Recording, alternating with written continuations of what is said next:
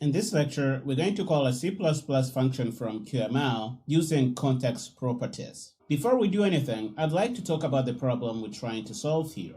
We have a user interface in Qt and the list described here. We have a window, inside we have a column, it contains a button, and what we want to do is to call a C++ function or method when somebody clicks on the button here. This is our goal, and this is what we have on the Qt side. On the C++ side, we have a class. You see that it is a regular C++ class. It is inheriting QObject, and we have our QObject macro here. And it really is nothing special. We have a few methods, and we have a slot here. So what we want is to call any of these methods from QML. For that to happen, we need a way to make these two sides aware of each other. And to do that, Qt provides different mechanisms we can use to communicate between C++ and QML. But in this lecture, we're going to use context properties. Context properties are a way to make your C++ objects available in the QML context so that they can be used from your QML files. There are a few steps you need to follow to expose your class as a context property. First, you have to modify it to make it recognizable from the QML side. You have to create an instance of that class. You have to expose it using a special syntax that we're going to look at. And you have to call the class from QML. Let's look at how you can modify the class. First, you have to make sure it is inheriting QObject. You have to decorate your class with the QObject macro here. And most importantly, for your class to be callable from QML, you have to flag it with the QInvocable macro, just like we do here. You see the regular method here is callable from QML. The same is true for the regular method with return method here. Another way to make your class callable from QML is to expose it as a public slot from your custom class in C++. Okay, you have your class. It is decorated with the necessary macros to have your method callable. The next thing you have to do is to expose your class as a context property. Here we have an example main CPP file. The first thing you see here that is important is we are importing QML context. Down, we are declaring our own object of the CPP worker class that we declared in a previous slide.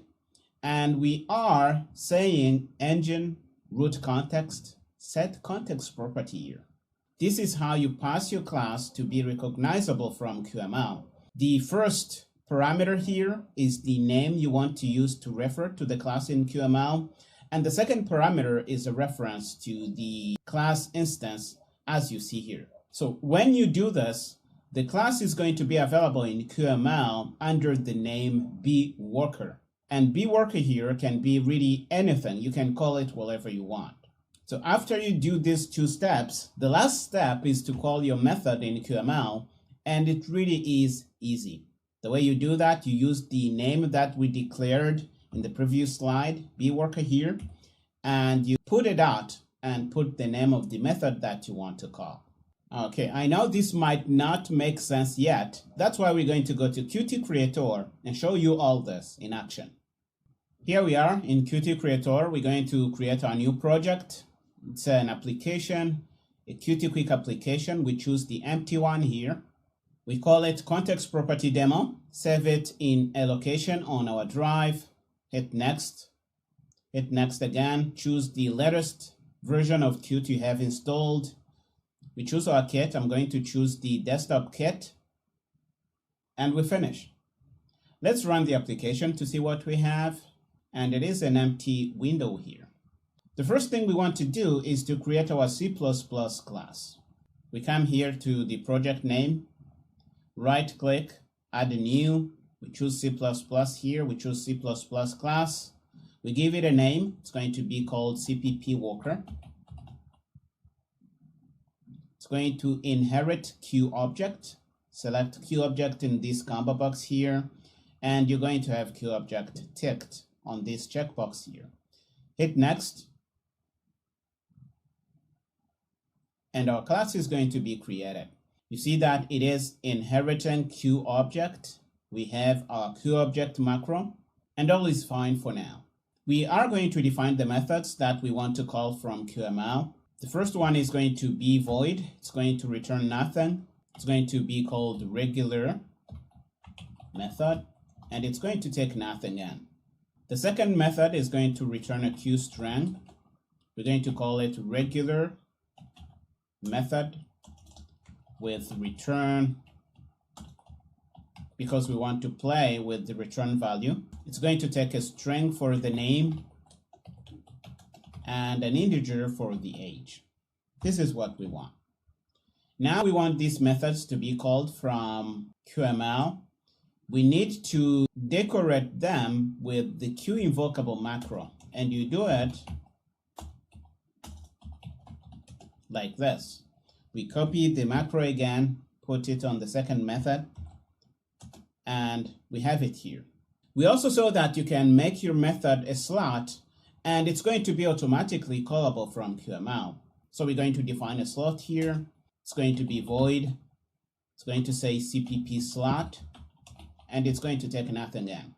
We're going to implement these methods. The quickest way I know is to right-click on the method, select refactor here, and add definition in CPP worker CPP.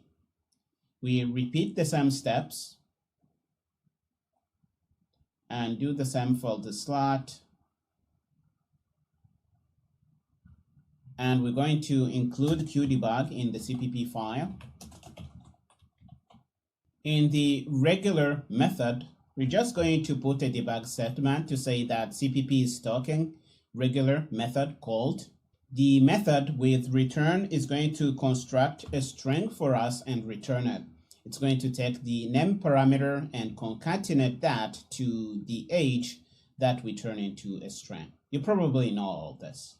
And in the slot, we're just going to put a debug statement saying that CPP slot was called.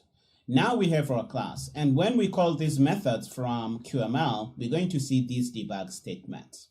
The next thing we want to do is to go to the main file and do a few things.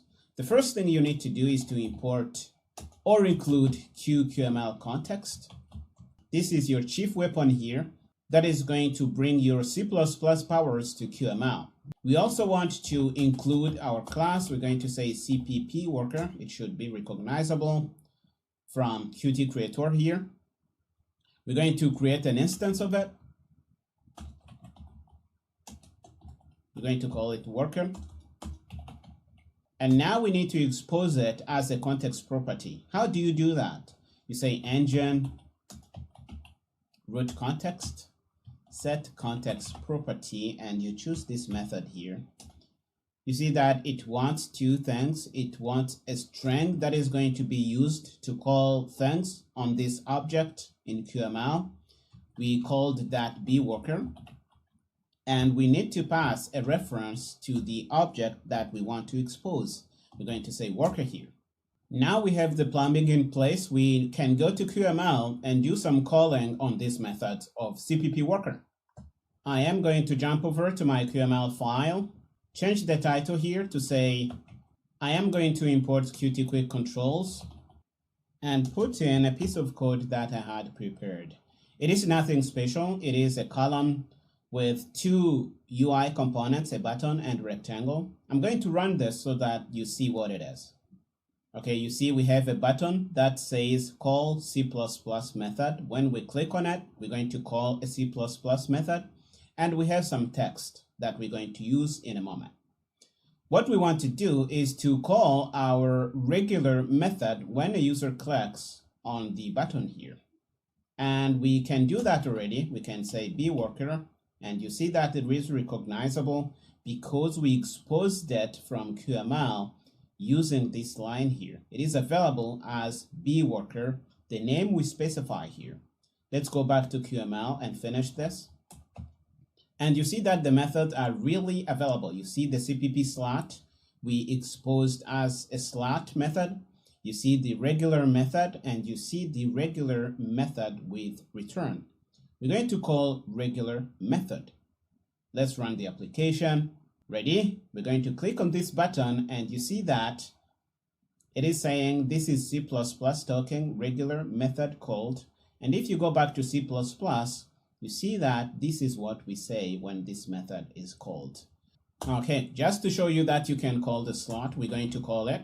We're going to say bworker again and call CPP slot. And what are we going to see? We're going to see this is C++ token, CPP slot called. Let's run the application. Click. You see regular method called and CPP slot called because we are calling these two methods when the user clicks on the button here. I really hope this shows you how easy it is to call C++ method from QML. Now we want to call the regular method with return and assign the returned value to this text inside the rectangle here. How do we do that? We say bworker, say regular method with return. We need to pass in something. It's going to take a string as the name. Let's pass in John, and we're going to pass in the age. Let's say John is 25. Why not? Before we run the application, let's go back to C++ and see what we can expect. The regular method with return takes a QString and it takes an integer and it concatenates the two things together and returns one string of these two things. So if we pass John here and 25, it is going to say John, 25 years old. Let's go back to QML. We pass in John, 25. Let's run again. John, 25 years old. Okay, we are calling a C++ method from QML, and it is returning something, and we are displaying that return value in our UI component from QML. Okay, now that you know this, I'd like to go back to the main CPP file and visit the QML context class to let you know a little more about it.